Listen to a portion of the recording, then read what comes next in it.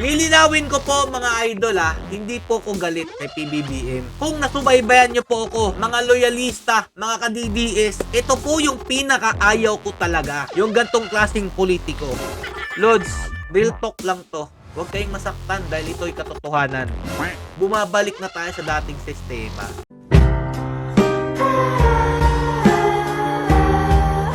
Yo, what's up mga Lods? Nakakalungkot po, no? Dati po okay naman. Ngayon po parang bumabalik na po tayo sa dating gawi. Okay? Ngayon lang po ako uli magsasalita dahil di ko na po talaga matiis. Baka naman po mag-iyakan po yung mga nanonood po sa akin Ito lang naman po, sabi nyo maging patas po ako dito. Magsasalita po ako ayon po sa mga nakikita ko. Oy, kinabahan agad yung mga promotor ng online casino. Hindi po muna kayong titirahin ko dito. Ito po, lumalabas po kasi itong pagtulong daw po ni Speaker. Anak ng tinapay naman, Speaker. Hindi mo na kailangan ipagmalaki pa. Dahil tungkulin po ninyong tulungan kung sino man po ang nangangailangan dito sa amin sa Davao. Dahil nga po sa patuloy na pag-ulan ng mga nakaraan at binaha po, nilandslide po kami dito, pinagmamalaki po. Hindi ko po alam kung binayaran po itong Speaker. Ito pong The World Tonight mga Lodi. Sponsored, paid by The World Tonight daw po Okay? 21,000 food packs daw po o 150 million pondo ipinadala ng tulong. Tingog party list. Okay. Palakpakan natin ang mga tulong na nangyari dito, okay ha? Alam ko po maraming mga galit sa akin dito. Gumising po kayo. Hindi po ako lumabas dahil ako'y binayaran. Dahil po may nakikita na po kung kabulastugan dito po sa ating bansa. Yung dating ayaw nating mangyari, ngayon po bumabalik na, okay? Yung pamimigay ng tulong ko palugaw ko tapos ipapakita sa social media na grabe po yung kanilang tulong. Ayan po naman yung ginawa nila, nagpalugaw po. At eto po yung pinaka naiinis po ako mga Lodi. Naglabasan po yung trust rating. Tumulong lang po kuno si Speaker o may pinadala po siya, pinamahagi po siya sa aming lugar. May lumabas po agad na trust rating. Ugaling Jutak Dilawan ang mga nangyayari ngayon. Kaya po ako nagsasalita na.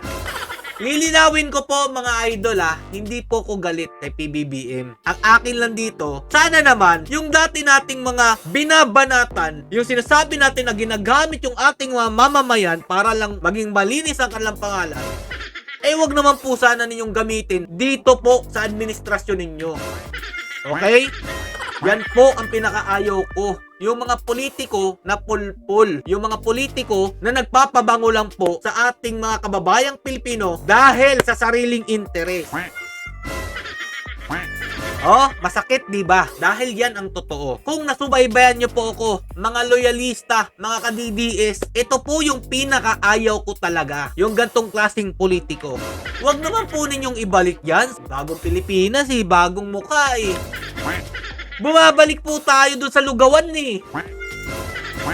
Eto pa ang napansin ko mga Lodi. Tumulong ka pero yung mukha mo naman yung nakabalandra sa mga sasakyan na ginamit nyo. Kung saan man yan banda na namigay daw po kayo ng tulong. Namigay daw po kayo ng palugaw. Anak ng tinapay. Anong pinagkaiba nung nakaraan? Yung mga kaaway natin na ibang partido. Anong pinagkaiba nyo dito, Speaker?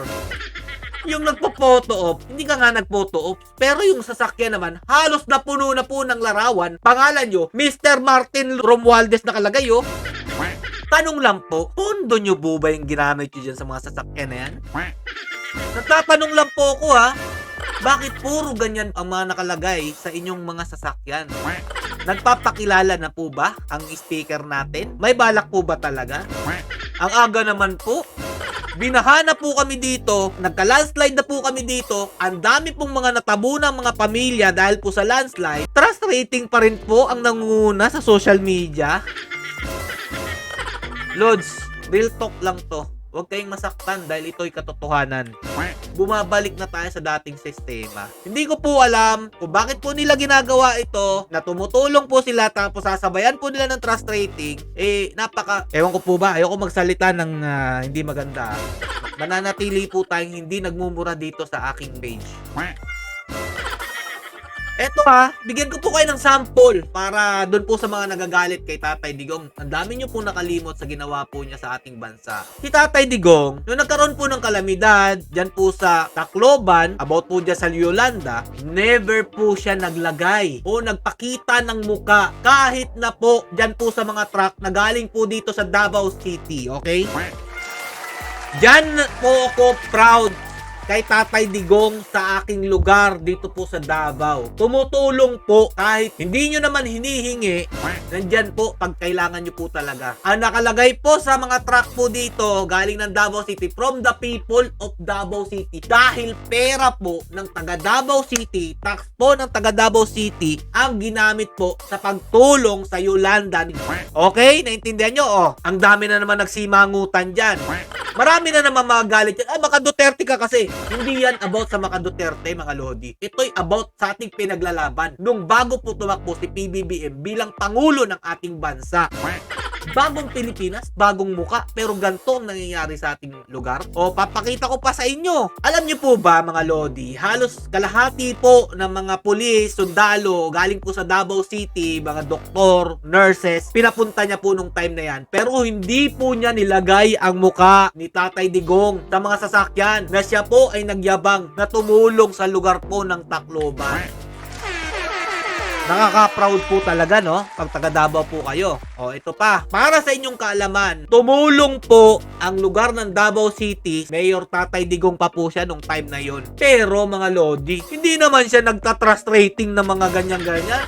Alam nyo rin po ba, yung presidente natin nung nakaraan na si Tatay Digong, siya po ang kauna-unahan dito po sa Post Did You Know na page, na pumunta po at nagbigay ng relief goods, 8 million worth of relief goods, financial assistance and rescue equipment from Davao City Central 911. Alam nyo rin po ba na yung convoy na yon may medical teams na included ng 20 doctors, 20 nurses, and 40 relief workers help massive search rescue operation. In additional, Duterte lent 3 helicopters which he said were volunteered by the friends from Davao City.